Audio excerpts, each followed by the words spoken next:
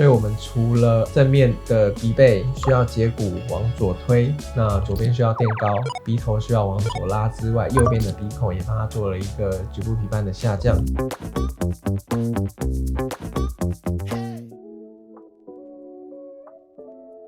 Hello， 大家好，详细说明一下小潘的脸型跟他鼻子的部分。那到底我们手术要怎么去设计脸型，看起来是一个更协调、自然的一个比例？静态的正面6个角度的照片，仔细的可以看到一些细节。咨询的时候都会画一些参考的线，帮助我也帮助病人可以更清楚的知道自己的这些些微的差异在哪里。可以看到小潘的脸型，他的左脸比较短，右脸比较长。理想的中线是从眉心通过我们的鼻角度基底，它的整个鼻背偏斜到它的右侧。这个鼻背跟鼻头是需要矫正回来的，但是只矫正这个还会有一些的不协调存在，就是在它的鼻孔的高低。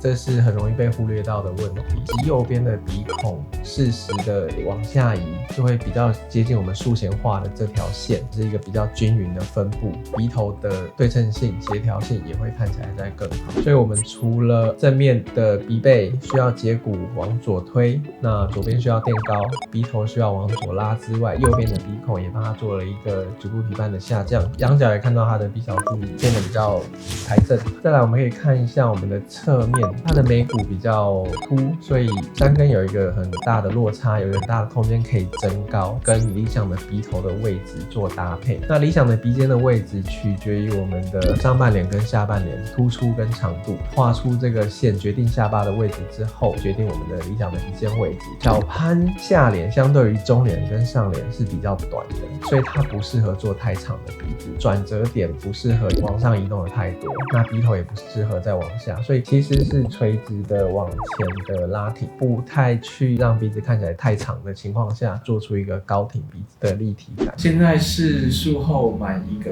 月了，我觉得恢复期比我想象中的还要短。但是这个手术最痛苦的应该就是前3天，因为要擦那个棉条。后来第3天拆掉以后，我觉得都好很多了。一直我原本觉得我长得蛮帅的，结果然后回来以后，我觉得我怎么可以长得这么帅？唯一让我比较困扰的就是他的肋骨真的是比一般人结实，非常结实，刀子是切不过去的。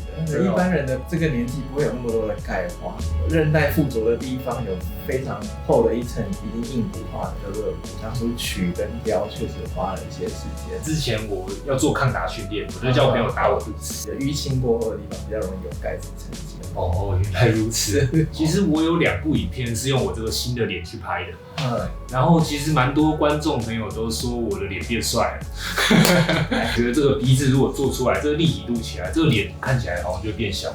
对，大部分人都会觉得是变瘦，有种五官变得肌肉。对，觉得我做这个手术超划算的，因为我原本的目的是只要把它凹回来，我还有鼻中隔弯曲嘛，然后再顺便做增高，所以我一次同时完成3个目的，还蛮方便的，而且不会痛。真的吗？真的不会痛啊！早期他们都觉得拿肋骨很痛，现在拿的位置比较靠近内侧，发现外侧这个地方可能影响腹直肌跟肋间肌比较多。那靠内侧的地方，呼吸运动的时候本来就没有太多的活动，不太会用到。取到靠内侧，大部分的病人弄回来都说是可以忍受的。大概第7天的时候跑去吊单杠，然后手举起来抓单杠，然后沉下去。我吓了一跳，一般不见。但是我在第22天的时候可以吊的。我其实每天都有做实验。好，21天确实也是比我们想象中快。一般我们轻微的处理大概4周。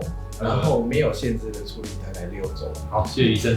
对，那真的要安排手术的时候，我们会再用3D 影像的模拟 Vectra 这个系统来去做一个术前的模拟给病人看，矫正的幅度、抬高的幅度。那另外正面照术前其实就算我们已经拉到这条线，还是会有一些些的不对称，左右脸本来就不太一样长，我们只能说是尽量协调。单看术后照，可能还是会觉得它没有完全的正，但是跟模拟我们大概能够做到的效果，其实真的是非常非常的接近。大家可以看到术中立即的这个导板会依照它做一个参考，所以不会太长，转折点通常可以控制得很好。高度通常我们会在术中多做一点，都会有依照自己用的材质的不同、缝的方式不同，还有病人的皮肤的张力延长的程度，叫 overcorrection， 就是多做一些。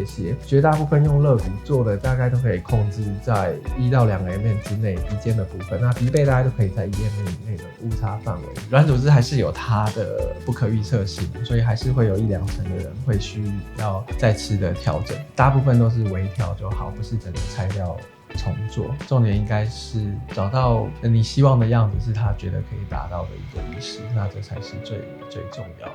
如果有兴趣啊，想要了解更多，欢迎来樊登咨询，我们下次见。